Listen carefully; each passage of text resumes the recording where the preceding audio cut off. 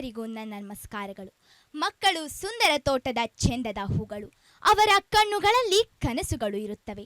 ಆದರೆ ಅವರ ಮೊಗ್ಗಿನ ಜೀವನ ಲೈಂಗಿಕ ದೌರ್ಜನ್ಯದಡಿ ಹೊಸಗೆ ಹೋಗುತ್ತಿರುವುದು ಇಂದಿನ ಆಘಾತಕಾರಿ ವಿಷಯವಾಗಿದೆ. ಮಾನ್ಯರೇ, ಮಕ್ಕಳ ಮೇಲಿನ ಲೈಂಗಿಕ ದೌರ್ಜನ್ಯ ಇದು ಕೇವಲ ಒಂದು ಭಾಷಣದ ವಿಷಯವಲ್ಲ. ಇದು ನಮ್ಮ ಸಮಾಜದ ಆತ್ಮವನ್ನು ನಡುಗಿಸುವ ಭೀಕರ ಸತ್ಯವಾಗಿದೆ. ಭಾರತದ ಪ್ರಸ್ತುತ ಸಮಸ್ಯೆಗಳಲ್ಲಿ ಮಕ್ಕಳ ಮೇಲಿನ ಲೈಂಗಿಕ ದೌರ್ಜನ್ಯ ಒಂದು ಗಂಭೀರ ಸಮಸ್ಯೆಯಾಗಿದೆ. ನಾವು 18 ವರ್ಷದ ಒಳಗಿನವರನ್ನು ಮಕ್ಕಳು ಎಂದು ಕರೆಯುತ್ತೇವೆ. ಭಾರತದಲ್ಲಿ ಪ್ರತಿ 15 ನಿಮಿಷಗಳಿಗೊಮ್ಮೆ ಒಂದು ಮಗು ಲೈಂಗಿಕ ದೌರ್ಜನ್ಯಕ್ಕೆ ಒಳಗಾಗುತ್ತಿದೆ. ಕೇವಲ ಹೆಣ್ಣು ಮಕ್ಕಳು ಮಾತ್ರವಲ್ಲದೆ ಗಂಡು ಮಕ್ಕಳ ಮೇಲೂ ಕೂಡ ಲೈಂಗಿಕ ದೌರ್ಜನ್ಯಗಳಾಗುತ್ತಿದೆ. ಒಂದು ವರದಿಯ ಪ್ರಕಾರ ಪ್ರತಿ 6 ಗಂಡು ಮಕ್ಕಳಲ್ಲಿ 1 ಗಂಡು ಮಗು ಹಾಗೂ ಪ್ರತಿ 4 ಹೆಣ್ಣು ಮಕ್ಕಳಲ್ಲಿ 1 ಹೆಣ್ಣು ಮಗು ಲೈಂಗಿಕ ಶೋಷಣೆಗೆ ಒಳಗಾಗುತ್ತಿರುವುದು ಅರಗಿಸಿಕೊಳ್ಳಲಾಗದ ಕಹಿ ಸತ್ಯವಾಗಿದೆ.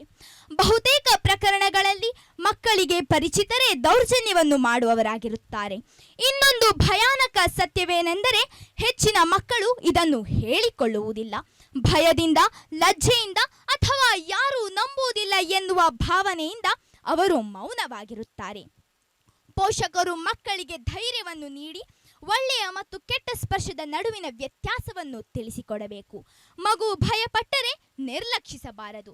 ಅವರ ಸಮಸ್ಯೆಯನ್ನು ಆಲಿಸಿ ಪರಿಹರಿಸಬೇಕು.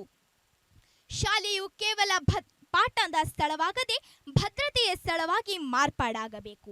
ಸಮಾಜವು ದೌರ್ಜನ್ಯವನ್ನು ಮುಚ್ಚಿ ಹಾಕುವ ಸಂಸ್ಕೃತಿಯನ್ನು ಬಿಟ್ಟು ತಪ್ಪಿತಸ್ಥರಿಗೆ ಶಿಕ್ಷೆ ಆಗುವಲ್ಲಿ ಕೈಜೋಡಿಸಬೇಕು. ಸರ್ಕಾರವು ಪೋಕ್ಸೋ ಕಾಯ್ದೆ ಮೂಲಕ ಹಲವಾರು ಮಕ್ಕಳಿಗೆ ಸಂರಕ್ಷಣೆಯನ್ನು ನೀಡಿದೆ. ಆದರೆ ಕಾನೂನು ಮಾತ್ರ ಸಾಕಾಗದು. ಇದನ್ನು ಜಾರಿಗೆ ತರುವುದು ನಮ್ಮೆಲ್ಲರ ಕರ್ತವ್ಯವಾಗಿದೆ.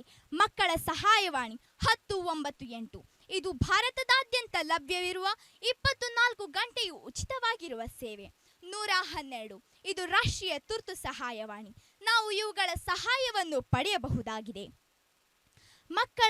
ಮಕ್ಕಳ ದೌರ್ಜನ್ಯ ಕೇವಲ ಒಂದು ಅಪರಾಧ ಮಾತ್ರವಲ್ಲ, ಇದು ಮಾನವೀಯತೆ ವಿರುದ್ಧದ ಮೌನ ಯುದ್ಧವಾಗಿದೆ. ಮಕ್ಕಳ ಸಂರಕ್ಷಣೆ ಕೇವಲ ಒಂದು ಆಯ್ಕೆ ಅಲ್ಲ, ಅದು ನಮ್ಮ ಕರ್ತವ್ಯ. ಮಕ್ಕಳ ನಗುವನ್ನು ಕಸಿದುಕೊಳ್ಳುವ ಎಲ್ಲ ಕೈಗಳ ವಿರುದ್ಧ ನಮ್ಮ ಧ್ವನಿಯನ್ನು ಎತ್ತೋಣ. ಏಕೆಂದರೆ ಮಕ್ಕಳ ಸಂರಕ್ಷಣೆಯೇ ನಮ್ಮ ಸಮಾಜದ ನಿಜವಾದ ಪ್ರಗತಿ ಎಂದು ಹೇಳುತ್ತಾ ಒಂದು ಆಶಯದೊಂದಿಗೆ ನನ್ನ ಮಾತುಗಳಿಗೆ ಪೂರ್ಣ ವಿರಾಮವನ್ನು ಹಾಕುತ್ತಿದ್ದೇನೆ. ಮಕ್ಕಳು ಭಯದಿಂದಲ್ಲ, ಭದ್ರತೆಯಿಂದ ಬೆಳೆಯಬೇಕು. ಧನ್ಯವಾದಗಳು. ವಿಜಯದಶಮಿ. ಹಾಂ ಸರ್. ಭಾರಿ ಖುಷಿ ಆಯಿತು. ಈ ಟಾಪಿಕನ್ನು ಬೋಲ್ಡಾಗಿ ಮಾತನಾಡಿದಿರಿ ನೀವು. Thank you sir. ಮತ್ತು 1098 112 ಈ ಟಾಪಿಕ್ ಇದರ ಮೊದಲು ಒಬ್ಬರು ಮಾತನಾಡಿದ್ದಾರೆ, ಕಳೆದ ಸಂಚಿಕೆಯಲ್ಲಿ ನೋಡಿರ್ಬೋದು. ಆದರೆ ಅವರು ಏನು ಇದನ್ನು ಮುಟ್ಟಲಿಲ್ಲ. ಸೊ ನಮ್ಮ ಸ್ಪೀಚ್ನಲ್ಲಿ ಏನಿರಬೇಕಂತ ಹೇಳಿದರೆ ಫ್ಯಾಕ್ಟ್ಸ್ ಇರಬೇಕು, ಫಿಗರ್ಸ್ ಇರಬೇಕು, ಪರ್ಸಂಟೇಜ್ ಇರಬೇಕು, ಕೊಟೇಶನ್ಸ್ ಇರಬೇಕು, ಇದೆಲ್ಲ ಇರಬೇಕು. ಆವಾಗ ಮಾತ್ರ ಒಂದು ರೀತಿಯ ಕ್ಯಾಚಿ ಆಗ್ತದೆ. ಸೊ ನೀವು 2-3 ಕಡೆಯಲ್ಲಿ ತಪ್ಪಿದ್ರಿ, ಆದರೂ ಕೂಡ ಈ ವಿಷಯದ ಮೇಲೆ ಹೋದ್ರಿ ನೀವು. ಮತ್ತು ಗಂಡು ಮಕ್ಕಳನ್ನು ಬಿಡಲಿಲ್ಲ ನೀವು. ಅವರು ಕೂಡ ಶೋಷಣೆಗೆ ಒಳಗಾಗ್ತಾರೆ ಅಂಥೇಳಿ ನೀವು ಬಹಳ ಚೆನ್ನಾಗಿ ಮಾತನಾಡಿದ್ದೀರಿ. ಒಂದು 2-3 ಕಡೆಯಲ್ಲಿ ತಪ್ಪಿದ್ರು ಕೂಡ ಅದು ಏನು ಹರ್ಡಲ್ಸ್ ರೇಸ್ ಗೊತ್ತುಂಟು ನಿಮಗೆ? ಏನದು?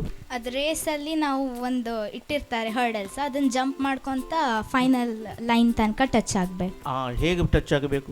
ಜಂಪ್ ಮಾಡ್ಕೊಂಡು ಯಾವಾಗಲೂ ಮುಟ್ಟಿದ್ರೆ ಆಗ್ತದಾ? ಇಲ್ಲ, ಟೈಮಿಂಗ್ಸ್ ಇರುತ್ತಲ್ಲ. You have to continue your speed, then you have to clear that hurdles. Okay, ಅದನ್ನು ನೀವು ಮಾಡಿದ್ದೀರಿ. All the best. Thank you sir. ಮಾತಿನ ಕಲೆ, ನನ್ನಲ್ಲಿ ಮಾತಿನ ಕಲೆ ಇದೆ ಅಂತ ನಿಮ್ಗೆ ಗೊತ್ತಾಗಿದ್ದು ಹೇಗೆ ಮತ್ತು ಇದ್ರ ಮೇಲೆ ನೀವು ಕೆಲಸ ಮಾಡಿರೋದು ಹೇಗೆ?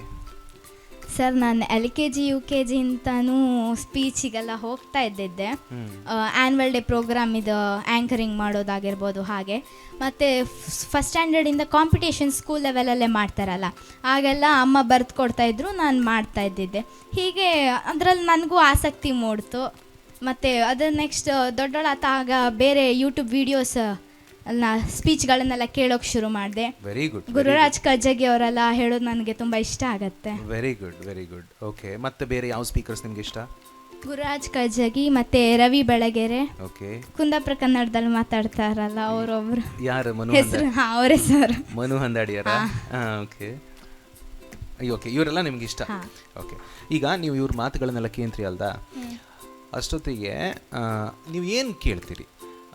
ಅಂದರೆ ಅವರ ಮಾತಿನ ಕಂಟೆಂಟ್ ಕೇಳ್ತಿರೋ, ಅಥವಾ ಅವರ ಭಾಷೆ ಕೇಳ್ತಿರೋ, ಅವರು ಪ್ರೆಸೆಂಟ್ ಮಾಡುವ ರೀತಿ ಕೇಳ್ತಿರೋ, ಅಥವಾ ನೀವು ವಿಡಿಯೋ ನೋಡಿಯೇ ಕೇಳ್ತಿರೋ, ಇಲ್ಲ ನೀವು ಕೇಳ್ತಾ ನಿಮ್ಮ ಕೆಲಸ ಮಾಡ್ತಿರೋ? ವಿಡಿಯೋ ನೋಡ್ತಾ ಸರ್. Okay, good. ಆ ಬರೀ ಕೇಳ್ತಾ ಕೆಲಸ ಮಾಡೋದಕ್ಕೂ ಕೂಡ ಸಾಮರ್ಥ್ಯ ಇದೆಯಾ? ಹಾಂ, ಅದು ಮಾಡ್ತೇನೆ ಸರ್. ಓಕೆ, ಸೊ ಅಂದರೆ ನೋಡ್ತಾ ಕೇಳೋದಕ್ಕೂ ಕೇಳ್ತಾ ಕೆಲಸ ಮಾಡೋದಕ್ಕೂ ತುಂಬ ವ್ಯತ್ಯಾಸ. There is a lot of difference. ಅಂತಕ್ಕಂದರೆ ನೀವು ಒಬ್ಬರನ್ನೇ, ನೀವು ಗುರುರಾಜ್ ಕರ್ಜಗಿ ಅವರದ್ದು ನೀವು 4 ದಿನ ಕೇಳಿದ್ರೆ 5ನೇ ದಿನಕ್ಕೆ ನಿಮಗೆ ಅವರದ್ದೇ ಮಾತುಗಳು, ಅವರದ್ದೇ ಶೈಲಿ ಎಲ್ಲವೂ ಕೂಡ ನಮ್ಮೊಳಗೆ ಬರ್ತದೆ. So you have your own way. ನಾನು ಇಷ್ಟು ಯಾಕೆ ಹೇಳಿದೆ ಅಂತಂದರೆ, ನಿಮ್ಮದೇ ಒಂದು ಶೈಲಿ ಇತ್ತು. ಸೊ ನೀವು ಅದ್ರ ಮೇಲೆ ಕೆಲಸ ಮಾಡಕ್ಕೆ. Okay okay. ಮತ್ತು ಇನ್ನಷ್ಟು ಸ್ವಲ್ಪ ಕಾನ್ಫಿಡೆಂಟ್ ಆಗಿ ಮಾತಾಡಕ್ಕೆ. ಓಕೆ, ಇನ್ನಷ್ಟು ಕಾನ್ಫಿಡೆಂಟ್ ಆಗಿ ಮಾತಾಡ್ಕ. ಈಗ ಕಾನ್ಫಿಡೆನ್ಸ್ ನಿಮ್ಗೆ ಇತ್ತು, ಅದಕ್ಕೆ ನೀವು ಇಲ್ಲಿವರೆಗೆ ಬಂದಿರಿ. ಬಟ್ ಇನ್ನಷ್ಟು ಕಾನ್ಫಿಡೆಂಟ್ ಆಗಿ ಮಾತಾಡೋಕ್ಕೆ ಸಾಧ್ಯತೆ ಇತ್ತು. Okay, so you have to work on that's number 2. ಮತ್ತು ಯಾವತ್ತು ಸ್ಟಾರ್ಟಿಂಗ್ ಆ್ಯಂಡ್ ಕ್ಲೋಸಿಂಗ್ ಇತ್ತಲ್ಲ, ಅದು ತುಂಬ important. Well begun is half done ಅಂದೇಳಿ. ಸೊ ಆ ಸ್ಟಾರ್ಟಿಂಗನ್ನು ನೀವು ಒಂದು ಬ್ಯೂಟಿಫುಲ್ ಏನಾದರೂ ಒಂದು ಸರ್ ಹೇಳ್ರಲ್ಲ, ಪಂಚಿಂಗ್ ಇಲ್ಲ ಕೋಟ್ಸು ಇಲ್ಲ ಒಂದು ಸ್ಮಾಲ್ ಸ್ಟೋರಿಯೋ ಅಥವಾ ಏನೋ ಒಂದು ಇಂಪ್ರೆಷನ್ ಕ್ರಿಯೇಟ್ ಮಾಡಕ್ಕೆ ನೀವು ಸ್ಟೇಜಲ್ಲಿ ಬಂದಾಗ, since you are an anchor, ನೀವು ಸ್ಟೇಜ್ ಮೇಲೆ ಬಂದಾಗ ನೀವು ಯಾರು ಅಂದೇಳಿ ಹೆಚ್ಚಿನವ್ರಿಗೆ ಗೊತ್ತಿರೋದಿಲ್ಲ. ಪಾಪ್ಯುಲರ್ ಆ್ಯಂಕರ್ಸ್ ಬಿಡಿ, ಅದು ಬಿಟ್ಟು ನೀವು ಬಂದಾಗಳಿಕೆ ನೀವು ಒಂದೇನಾದರೂ ಒಂದು ಸ್ಟಾರ್ಟಿಂಗಲ್ಲಿ ಮಾಡಿ ನೀವು ಒಂದು ಇಂಪ್ರೆಷನ್ ಕ್ರಿಯೇಟ್ ಮಾಡಿದ್ರೆ ಅದು ಲಾಸ್ಟಿಂಗ್. ಕಡೆಗೆ ಎಂಡಿಂಗಲ್ಲಿ ಇನ್ನೊಂದೇನಾದರೂ ಒಂದು ಇಂಪ್ರೆಷನ್ ಕ್ರಿಯೇಟ್ ಮಾಡಿದ್ರೆ ಅದು ಜಾಸ್ತಿ ಲಾಸ್ಟಿಂಗ್. ಸೊ ನೀವು ಅದು ಮೋಸ್ಟ್ಲಿ ಇವತ್ತು ಮಾಡಿರಿ. ಮೋಸ್ಟ್ಲಿ ಎಂಡಿಂಗ್ ಹೆಂಗೆ ಮಾಡೋದು ನೀವು ಇನ್ನೊಂದ್ಸಲ ಹೇಳಿ ಸ್ವಲ್ಪ. ನನ್ನ ಮಾತುಗಳನ್ನು ಒಂದು ಆಶಯದೊಂದಿಗೆ ಮುಗಿಸುತ್ತೇನೆ. Yes, good. ಆಶಯ ಅಂತ ಇದ್ದಿತ್ತು, ನೀವು ಮಕ್ಕಳನ್ನು ಭಯದಿಂದಲ್ಲ ಭದ್ರತೆಯಿಂದ ಬೆಳೆಸಬೇಕು. Good good good. ಮಕ್ಕಳನ್ನು ಭಯದಿಂದಲ್ಲ ಭದ್ರತೆಯಿಂದ ಬೆಳೆಸಬೇಕು. ಸೊ ಈ ಥರದ ಈ ಟ್ಯೂನ್ ಎಲ್ಲ ಮತ್ತೆ ಇನ್ ಫ್ಯೂಚರ್ ನಿಮಗೆ ಬರ್ತದೆ. Overall you are talented, ಇಷ್ಟೇ ಹೇಳಬೇಕು. ನಿಮ್ಮ ಟ್ಯಾಲೆಂಟ್ ಮೇಲೆ ನೀವು ಕೆಲಸ ಮಾಡಬೇಕಷ್ಟೇ. Thank you sir. Good luck. Thank you sir. Okay, ಸ್ಕೂಲ್ಸಲ್ಲಿ 8ನಲ್ಲಿ ಇದ್ದೀರಿ, ನಿಮ್ಮ ಕಾನ್ಫಿಡೆನ್ಸ್ 9th 10thಗಿಂತ ಫಾರ್ ಬೆಟರ್ ಇದೆ. ಸೊ ನಿಮ್ಮನ್ನು ಸಿಲೆಕ್ಟ್ ಮಾಡದಿದ್ದರೆ ನಾನು ತಪ್ಪಿಸ್ತನಾಗುತ್ತೇನೆ. ದಶಮಿ, ನಿಮಗಿದು ವಿಜಯದಶಮಿ, ನೀವು ಆಯ್ಕೆಯಾಗಿದ್ದೀರಾ. Thank you sir.